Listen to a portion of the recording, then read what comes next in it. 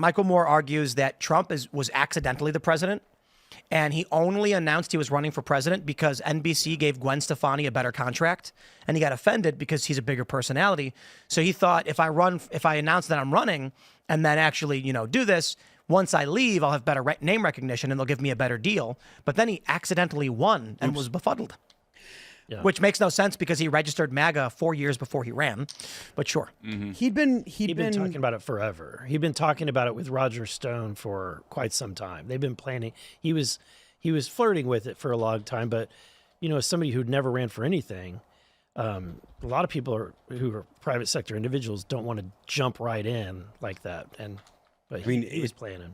I'm not that I'm in the political realm, but I know a few people that have, that are elected officials, and I would not want anything to do with that at all. It seems like an exercise in masochism. But he was flirting in 2000, I think, is when he was going to start the Reform Party. Yeah, the Reform Party, and then David Duke got into there. He's like, all right, I'm out of here, man.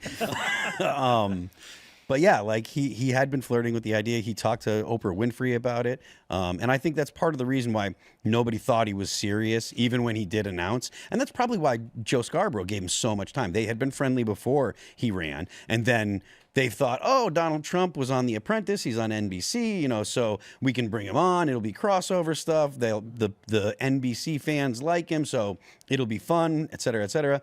But then when he did actually become the nominee, they had to side with Hillary Clinton because that's what NBC was going to do.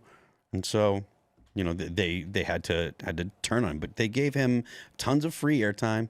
They were part of the reason why Donald Trump was elected in the first place. You're right, though, about his need to feel included in the club. Like, that is his top character flaw. Yep.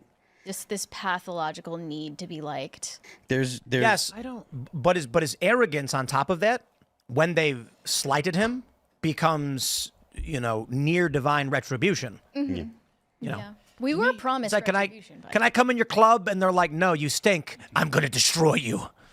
To me, he's the Rodney Dangerfield from Caddyshack. It's great. Right? It's a great analogy. That is Trump. Like, he's the guy who the elitists, they didn't want him to be part of the club, but he certainly qualified, and he said, I'll show you. I'll find a way to get in, and you'll have to deal with me. He's Dangerfield. I remember when he was running, and he was about to take the primaries. He had a meeting in D.C., and everybody was all excited. We were watching there was a car pulling into a building, and everybody was like, ooh, he's going to have a meeting with these big shots. And I think Trump went in talking to the Republican leadership and was under the impression, if I win, I'm going to work with you guys. Who do you think I should bring on? And they were like, yeah, bring in John Bolton and bring in Comey. And he's like, all right. And then as soon as he did, they were like, all right, get him out. Shut him down.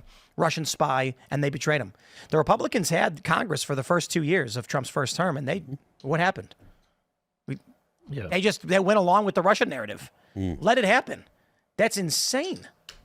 And here we are. I suppose the good thing is you wouldn't have everything Trump is doing right now if he did win in 2020.